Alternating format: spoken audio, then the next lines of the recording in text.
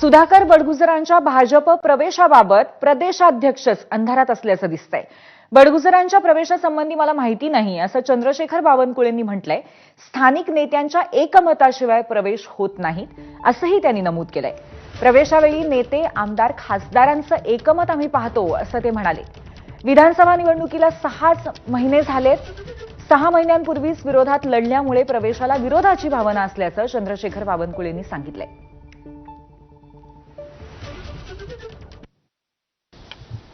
सुधाकर बडगुजर यांच्या पक्षप्रवेशाबद्दल कुठलीही माहिती माझ्याकडे नाही आहे आणि त्यामुळं जोपर्यंत तिथे स्थानिक आमचे सर्व टीम आम्ही जेव्हा पक्षप्रवेश करतो तेव्हा स्थानिक जे टीम असतं किंवा स्थानिक पदाधिकारी असतं किंवा स्थानिक आमदार खासदार असतं त्यांचं सर्वांचं कन्सेन्सस झाल्याशिवाय एकमत झाल्याशिवाय पक्षप्रवेश साधारणतः आमच्याकडे होत नाही।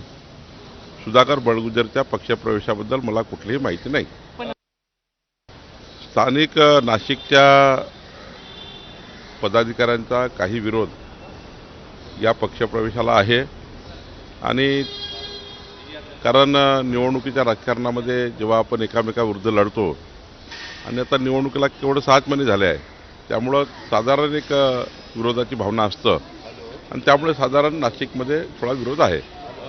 अजून माझ्याशी आज चर्चा झाली नाही आहे। मी मुंबईला गेल्यानंतर जर पुढं चर्चा झाली तर त्या ठिकाणी काही पुढे जाईल, पण आत्तापर्यंत माझ्याकडे कुठली चर्चा नाही आहे।